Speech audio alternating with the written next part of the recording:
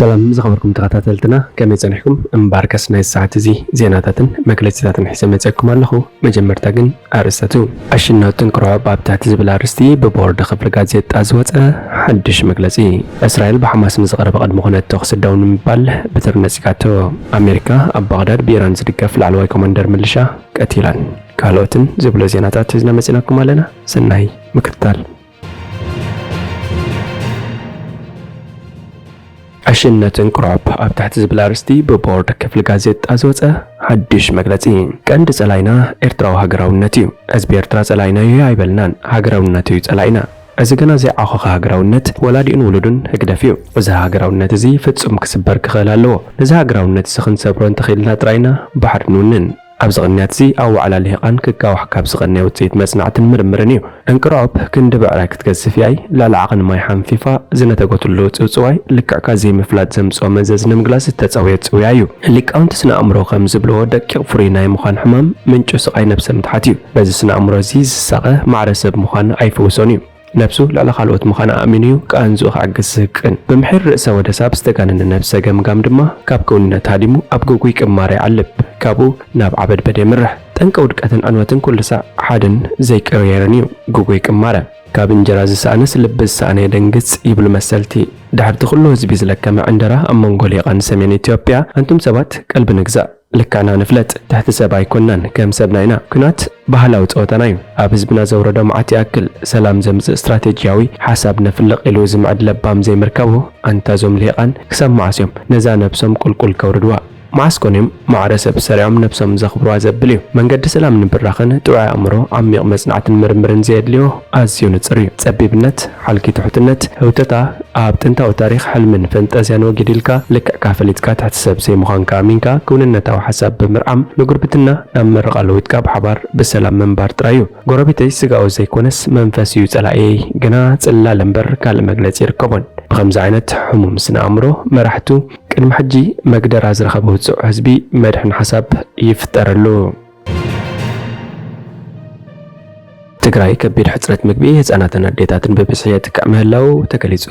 ኣብ ትግራይ በከቢድ ሕጽረት ምግቢ ዝተጠቁ ህፃናትን አዴታትን ከም ዝወሰኸ ኢንስቲትዩት ምርምር ጥዕና ትግራይ ገሊጹ ዳይሬክተር ኢንስቲትዩት ጥዕና ትግራይ ዶክተር ሓየሎም ካሕሳይን በቢስ ከም ዝገለጾ ክናደው ድሕር ምባሉ ሕጽረት ምግቢ አዴታትን ህፃናትን ኣይተመሓይሽን ንንውሕ ዝበለ እዋን ኩናት ነይሩ ብድሕሪኡ ድርቂ ተሓዊስዎ ሕጽረት ምግቢ ከጋጥመሉ ዝኽእል ኩነታት ከም ዝህልዩ ትፅቢት ዝግበር በዚ ዓርዮም ተጠቃዕቲ ዝኾኑ ህፃናት መጥበውቲ ጥኑሳትን እዮም ኣብ ትግራይ ለውጢ ክመጽእ ትፅቢት ጌርና ነርና ድሕሪ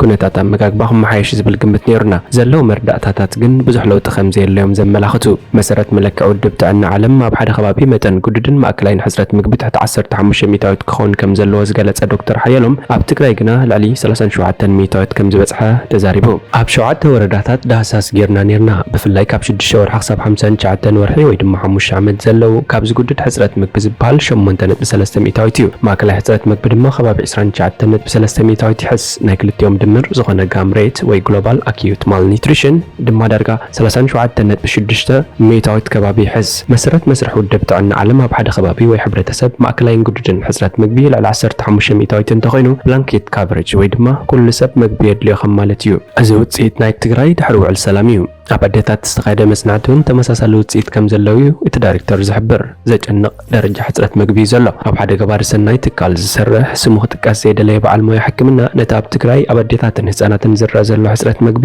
ዘጨንቕ ክብል እዩ ዝገልጾ ኣብ ዝተፈላለየ ከባቢታት ትግራይ እናተንቀሳቐሱ መጽናዕትን ሓገዝን ከም ዝገበሩ ዝገለጸ እዚ በዓል ሞያ እቲ ኩነታት ብፍላይ ኣብ ዞባ ማእከል ዝገደደ ከም ዝኾነ እዩ ዝዛረብ ብፍላይ ትሕቲ 5 ዓመት ህፃናት ጥኑሳትን ሓራሳትን ብዝኸፍአ ብርኪ ሕጽረት ምግብን መድሃኒትን ንሕማምን ሞትን ይካልዑ ኣለዉ ይብል ነቲ ሓደጋ ንምክልኻል ዝግበር ምንቅስቓስ እኹል ከም ዘይኮነ ዝገልጽ እዚ በዓል ሞያ ንህፃናት ኣብ ዝቐርብ ሃናፂ ምግቢ ሕጽረትን ምቁርራፅን ከም ዘሎ ጠቒሱ ወላ እኳ ነቲ ሓደጋ ንምክታእ ምንቅስቓስ እንተሃለወ እቲ ዝመጽእ ልሙዕ ምግቢ ፋፋን ፕላምፔትን ነቶም ብሕጽረት ምግቢ ዝሳቐዩ ኣዴታትን ህፃናትን እኹል ኣይኮነን ካብ 2 ክሳብ 3 ወርሒ ቀረብ ዝቋረፀሉ ኩነታት እውን ኣሎ እቲ በዓል ሞያ ከም ዝገልጾ ዳርጋ ኣብ ኩለን እተን መጽናዕቲ ዝተኻየደለን ዞባታት ትግራይ መጠን ብሕጽረት መኣዛዊ መግቢ ዝጥቅዑ ዘለዉ ኣዴታትን ህጻናትን እናወሰኸ ዝኸይድ ዘሎ ኣብ ትግራይ ብጥሜት ዝሞት ሰብ ኣሎ ዶ? ኣብታ ብሰንኪ ንኽልተ ዓመታት ዝተኻየደ ኩናት ቁጠባን መሰረተ ልምዓትን ዝዓነወ ትግራይ ብበሰላታት ናይቲ ደማዊ ኩናት ዘጋጠመ ድርቂ ወራር ዕስለ አንበጣን ምቁራት ሰብኣዊ ሓገዝን ኣማይት ሰባት ብጥሜት ከም ዝሞቱ ሰብ መዘ ትግራይን ትካል ሓባሲ ንብዓት ሃገርን ምግላጾም ዝዝከር እዩ። ገለ ትካላት ረድኤት ድማ ኣብ ትግራይን ክፋል ክልል ኣምሓራን ዝተረኣየ ድርቂ ምስቲ ኣብ 1984-85 ዘጋጠመ ድርቂ ብምውድዳር መጠንቀቕታ ክህቡ ተሰሚዖም። መንግስቲ ኢትዮጵያ ግን ኣብ ትግራይ ብምኽንያት ለውጢ ከባቢ ኣየር ዘጋጠመ ድርቂ እምበር ጥሜትን ብጥሜት ዝሞተ ሰብን ከም ዘየለ ብተደጋጋሚ ገሊጹ። ኣብዚ ሰሙን ኣብ ትግራይ ምብጻሕ ዘካየደ ሚኒስትር ኣፍሪካ ዓባይ ብሪጣንያ ብወገኑ ኣብቲ ሃገር ስጉምቲ እንድሕር ዘይተወሲዱ ምልክታት ሓደጋ ጥሜት ከም ዘሎ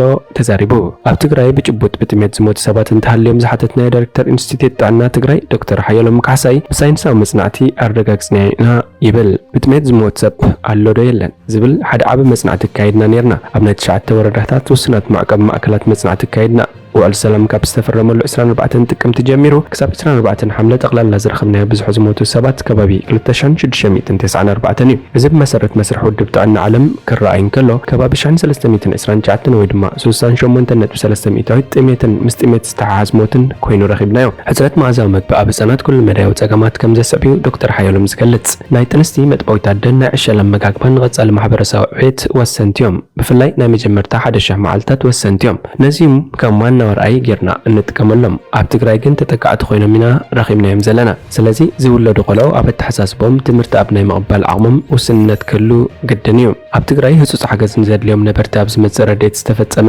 ጉሕለት ትካላት ረድኤት ቅድሚ ኣዋርሕ ዕደላ ደው ከብላ ምኽንያት ኮይኑ ዋላ እኳ ገለ ትካላት ዕደላ ይጅምራ እንተሃለዋ ኣዝዩ ቁርብን ምስ ጠለብ ነበርቲ ዘይመጣጠንን እዩ። ዘሰንበድ ዜና ዝብሎ ኣነ ኣብ ዝኾነ ይኹን ሰብ ብጥሜት ሞይቱ ዝብል ዜና እዩ ዝበለ ዳይሬክተር ኢንስቲትዩት ጥዕና ትግራይ ዶክተር ሓየሎም ካሕሳይ ካብ ግዚያዊ ቀረብ ሰብኣዊ ሓገዝ ብተወሳኺ ኣብ ዘላቒ ለውጢ ትኹረት ተገይሩ ክስራሕ ከም ዘለዎ ይኣምን። ኣብ ትግራይ ልዕሊ ኩሉ ኣቓልቦ ክወሃቦ ዘለዎ ጉዳይ ጥሜት እዩ። ካብ ክልላዊ መንግስቲ ጀሚሩ ክሳብ መንግስቲ ፌደራል ሓላፍነት ኣለዎም። ለገስቲ ኣካላት እንተሃልዮም ድማ ህዝቢ ትግራይ ክሕገዝሉ ዝግባእ ግዜ ሕጂ እዩ። ነባር ፍታሕ እውን እናተቐመጠሉ ክኸይድ ኣለዎ። መስኖ ክዝምን ክኽእል ኣለዎ። ሕብረተሰብ ባዕሉ ዘፍርየሉ ኩነታት ክማቻቻእ ክኽእል ኣለዎ። ዕድል ስራሕ ክፍጠር ክኽእል ኣለዎ።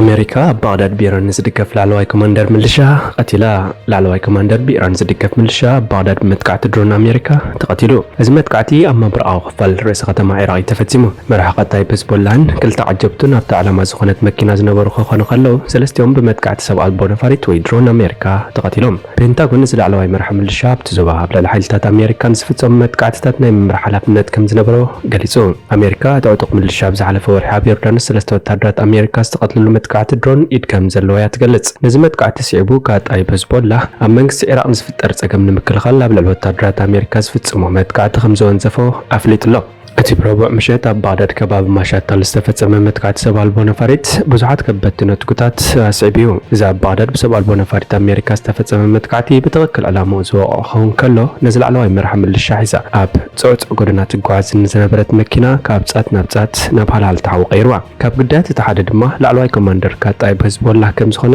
ተፈሊጡ። ማእከላይ ኮማንደር ኣሜሪካ ሰንትኮም ብኣቆጻጽራ ሰዓት እቲ ከባቢ ሰዓት 9 ናይ ምሸት ብዝተፈጸመ መጥቃዕቲ ኣብቲ ዞባ ኣብ ልዕሊ ዝርከቡ ወታደራት ኣሜሪካ ብቐጥታ ብምውዳድን ብምስታፍን ሓላፍነት ዝነበረ መራሒ ከም ዝተቐትለ ኣፍሊጡ። ሰንትኮም ወሲኹ ኣብ ልዕሊ ሲቪላት ጉድኣትን ዕንወትን ምብጽሑ ዝሕብሩ ምልክታት የለውን ኢሉ። ጋዜጠኛ ቢቢሲ ናብቲ መጥቃዕቲ ዝተፈጸመሉ ቦታ ኣብ ዝበጽሓሉ እዋን ሰልፈኛታት ኣሜሪካ ዝዓበየት ሰይጣን እያ ብምባል ይጭርሑ ነይሮም። ኣብ ዝሓለፈ 28 ጥሪ ኣብ ዮርዳኖስ ኣብ ዝርከብ ወታደራዊ መደበር ኣሜሪካ ብዝተፈጸመ መጥቃዕቲ ድሮን 3 ወታደራት ኣሜሪካ ካብ ዝቕተሉ ድሓር ዋሽንግተን ኣብ ደቡብ ኢራቅ ሶርያ 85 ሕነ ናይ ምፍዳይ መጥቃዕትታት ፈጺማ። እስራኤል ብሓማስ ንዝቐረበ ቅድመ ኩነት ተኹሲ ደው ንምባል በትሪ ነጺጋቶ። ቀዳማይ ሚኒስተር እስራኤል ቤንያሚን ኔታንያሁ ተኹሲ ደው ንምባል ብሓማስ ንዝቐረበ ቅድመ ኩነት ኣብ ልዕሊ ሓማስ ኣብ ውሽጢ ኣዋርሕ ሙሉእ ዓወት ክንጎናጸፍ ኢና ብምባል በትሪ ነጺግዎ። ሓማስ ነቲ ብእስራኤል ኣሜሪካ ቀጠርን ግብፅን ተነዲፉን ዝቐረበ ሓሳብ ድሕሪ ምጽናዩ ነቲ ኣብ ጋዛ ተኹሲ ደው ንምባል ዝቐረበ ሓሳብ ክቕበሎ እንተኾይኑ ክማልኡ ኣለዎም ዝበሎም ቅድመ ኩነት ኣቕሪቡ። ቀዳማይ ሚኒስተር እስራኤል ምስቲ ጉጅለ ኣብ ዝኾነ ቦታን ግዜን ከም ዘይዛተብ ምግላጽ ነቲ ብሓማስ ዝቐረበ ቅድመ ኩነት ግርምቢጥ ምባል ገሊጽዎ። እንተኾነ ንሓማስን ንእስራኤል ኣብ ገለ ነጥብታትን ምስማዕ ዝርባት ይካየድ ከም ዘሎ ዝግለጽ ቤንያሚን ኔታንያሁ ትማል ኣብ ዝሃቦ ጋዜጣዊ መግለጺ ብዘይካ ምልዓወት ካልእ ዝኾነ መፍትሒ የለን ኢሉ ኣስዒቡ ሓማስ እንተሰሪሩ ካልኣይ ጽንተት ንኽፍጸም ናይ ግዜ ሕቶ ጥራይ ይኸውን ኢሉ ሓደ ካብ ላዕለዎት ሓለፍቲ ሓማስ ዝኾነ ሳሚ አቡ ዙሁሪ ሮይተርስ ኣብ ዝሃቦ ቃል መልሲ ኔታንያሁ ፖለቲካዊ ዓደኹ ብምባል መሊስሉ ሓደ በዓል መዚ ግብፂ ምስ ቢቢሲ ኣብ ዝገበሮ ቃል ምሕተት ብግብፅን ቀጠርን ዝምራሕ ሓድሽ መስርሕ ሽምግልና ሎሚ ሓሙስ ኣብ ግብፂ ክካየድ ምዃኑ ገሊጹ ግብፂ ክልቲኦም ወገናት ናብ ሓደ ስምምዕ ንኽበጽሑ ኣድላይ ዝኾነ ተዓጻጻፍነት ከርእዩ ጸዊዓ ኣላ ኔታንያሁ ቀጠር ነቲ ሓማስ ዘቕረቦ ቅድመ ኩነት ብእወታ ምግላጻ ዘለዎ ቁጣዕ ብምግላጽ መልሲ ቀጠር ዓጀውጀው እዩ ኢልዎ ሮይተርስ ዝተዓዘቦ ብሓማስ ዝቐረበ ቅድመ ኩነት ብኸምዚ ተጸሚቑ ኣሎ ቀዳማይ ዕብረ 45 መዓልታት ተኽሲ ደው ክብል ኣብ 45 መዓልታት ብሓማስ ተታሒዞም ካብ ዘለው ደቂ ኣንስትዮ ዕድሞም ትሕቲ 19 ዝኾነን ከምኡ ኸዓ ዓበይቲ ኮይኖም ጥዕና ዘይብሎም ክፍትሑ እስራኤልካ ኣሲራቶም ዘላ ህጻናትን ደቂ ኣንስትዮን ክትፈትሕ እስራኤል ካብ ሒዛቶ ዘላ ሰብ ብብዝሒ ዝነበሮ ክፋል ቃዛ ክትወፅእ ዳግመ ህንፀት ሆስፒታላትን ማዓስከር ስደተኛታትን ክጅመር ካልኣይ ዕብረ እስራኤል ጠቕሊላ ካብ ቃዛ ምስ ወፀት ዝተረፉ ብሓማስ ዝተታሕዙ ክፍትሑ እስራኤልካ ፍልስጤማውያን እስራት ክትፈትሕ ሳልሳይ ዕብረ ክልቲኦም ወገናት ሬሳታትን ኣስከሬናትን ክለዋወጡ እቲ ብሓማስ ዝቐረበ ቅድመ ኩነት ብተወሳኺ ናብ ቃዛ ዝቐርብ ዘሎ ሰብኣዊ ሓገዛት ክውስኽ ይጽውዕ ቤንያሚን ኔታንያሁ ትማል ኣብ ዝሃቦ ጋዜጣዊ መግለጺ ሰራዊት እስራኤል ናብታ ኣብ ደቡባዊ ቃዛ ትርከብ ከተማ ራፋሕ ንኸጥቅዕ ንኽዳሎ ትእዛዝ ተዋሂቦ ከም ዘሎ ኣረጋጊጹ ከተማ ራፋሕ ካብ ሰሜን ቃዛ ዝሃደሙ 10,000 ፍልስጤማውያን ዝርከብዋ ከተማ እያ ዋና ጸሓፊ ሕቡራት ሃገራት አንቶኒዮ ጉተሬስ እቲ ኩናት ናብ ራፋሕ እንተስፋሕፊሑ ነቲ ኣብ ቃዛ ተኸሲቱ ዘሎ ከቢድ ሰብኣዊ ቅልውላው ናብ ዝኸፍአ ደረጃ ከዕርጎ ከም ዝኽእል ስክፍታው ገሊጹ ኣሎ ሑቲ ትሕተ ባሕራዊ ገመዳት ፋይበር ኢንተርኔት ከዕንዎ ከም ዝኽእሉ ገሊጾም حنا مفداي بزح ملك علو أبي من زركب حوتي نت بأمريكا زمر رحمة كات نفرت مسائلات سبال بنفرتن علامة بمقبار قبل المعربين حجرات حنا مفداي زلهم قرات نت مستراوي كبرون حوتي أبقى إحبارن وشمت عدن نابلالي أهجرا مرحب صفت مومت كاتستات نفلست أمين أبقى زلهم دقف المقلاص كم زخانة مسكلسو أبعدن زركب حقون بود حرات حجرات أفلتو زلون منكستيمن تمام كل تشحن أثر تربعتن مبزحتي كفالي من زعزو حوتي حجينتي أبتحت قيح بحرز خيد نيسيام سيروبا زرخب مسمرات إنترنت زركبو وسانة كيبلات مرخبي كبت أتسوهم خانم أتنقهم الله أزمة أنقاطها زوجة مسحوتي متأثر زلو channel تيليجرام أبقى بحر زركب مسمرات جمد تحت بحر زري كارتا دحر من التافيو نزوم مسمرات كن بحكي كانوا هم يخلودهم أتوجد له بيت 3 كيلومتر ترايس فحد زلو متصاب بابيل مندب كحلفن كله نجمعكم بحر حليفهم استزرقوا جمدات مرخبة تحت بحري زري كارتا تبقللوا 5 رخبه يقلت 17 ميتاوي ترافيك انترنت عالم زسكمو فايبر جمدات كن ببزحتي جزي اب تحت بحري بأمايت مترات تقبرهم زركبو خوينهم كاب تحلتي ازيوم زرحاويهم امريكان روسيا نتوم اب تحت بحر استقبروا جمدات ناي مقراص تخلو خمزلوني زقمت ازي كاب الى مركب تبقيسن اب عمي بحر استحلا مرخب بموفر نتي امدروك انو زلو جمدات نمقراص عبي مقراص مقاس متقامن يتقلل انتخونه جن نحتي زياده مخبدهم عزاز سبمارين رويال نافي نبر رير ادميرال جون غوور بزعبات جلنا تجمدات كبراشو تخلو خمزلو زفرحو زلو قدايا ملكيتو اب ترمينال متكا تخفص من تزي كوينو مثل المخاني يزقمقم يبل النسو عسيبو عقم زلو مشارخ تخدل قداديو إلو حتي برقت مشارخ تالاتو حتي بحاجة زلوه سورة إيران حزب الله لبنان زستم مازوار مسائلاتن سبال بنفرتن هاني سمالو أبزعلو فشمون دعمتات نعم رخبوك سعود عرب إمارات عرب إسرائيل أمريكان إنجليز كمون مثل إسرائيل أمريكا وعباي بريطانيا يركب على لوايلوم نابستر تروا مركب توكي سميم إيران نحتي نتعب تحت بحر زلو جمدات قورصو كتخولم تخليا بوغن زخينات إيران نزوم جمدات كتنكفهم زخل نجريلن برقص نساب ماريناتهم كتنكف زخل نجريلن يبل أبال حيل بحري رويال نبرتوم شارب مطلق أمارات يو جن عميقن صعقن سلازخونه زخبدي زمسلني يبل مصرير أدميرال جورز السامع CDR شارب أزي متلالي زمسلني يبل إيران تدقفو حتي جمدات إنترنت تحت بحر عالم كقارت محجاز دمان إيران حدا جنيا سكم تيخون إيران يكون أمريكا أبنن حدا ملؤ كنات كات وايد دلانين نزد ما بنتصر كليس أملو أبزوان زي أمانجو كلتن محاجتنا أمريكان إيرانن أبزر يا مأكلاي مبرع أزر أزر لقيت متنو استعكنيو أمريكا أبيران سوريان بإيران زرقف مدبرات من الشغل من موقعه نحيا معلتات متنقطة هبة وسنت أبلات كابت بوتا خواتو أفكدا على ما جمدات مرخبتات مقرات قبل الإيران بعلامة كات حنا مفداي كي ترفق الصعب سخل عب معبالغ خوني كم مدمدمتا تابز غرب أوان حتي أب تليجرام شانلهم زرقحو كيبلات إنترنت تحت بحرنا معنا وسقات كخبدمي نتابعين معربين بكل متقعتي حتي إيد كم زلا أتر إيران بتكنيكا ومداي بدهن بوليتيكا وحدا قدما سف زي بلنيو حتى قدم حجي أب كل تشان إسران كلتن نزلاتهم أب جداب زركب مخزن نادي سعود عرب بمسائلات مدبداب نزلاتهم أجر رمامهم ብዘይካዚ ብሳዑዲ ዓረብ ዝምራሕ ጥምረት ንኣስታት 8 ዓመታት ካብ ዘካየዶ ጽዑቕ መጥቃዕቲ ኣየር ተጸዊሮም እዮም። ሎም ድማ ብኣሜሪካ ዝምራሕ ጥምረት ኣብ ልዕሊ መደበራት ሚሳይላትን ሰብ ኣልቦ ነፈርትን ብተደጋጋሚ መጥቃዕቲ ነፈርቲ እኳ እንተገበረ ምስ ምዕራባውያን ሃገራት ኣብ ዝገብሮ ምትፍናን ፈጺሙ ምልክታት ምሕድሓር የብሎምን። ካብ ቁጽሮም ወጻኢ ኣብ ዝርከቡ ከባቢታት እንከይተረፈ ብብዙሓት የመናውያን ዝጽላን ዝፍራሕን ሑቲ ነቕ ዘይብል ሓይሊ ኮይኑ ወፂሎ።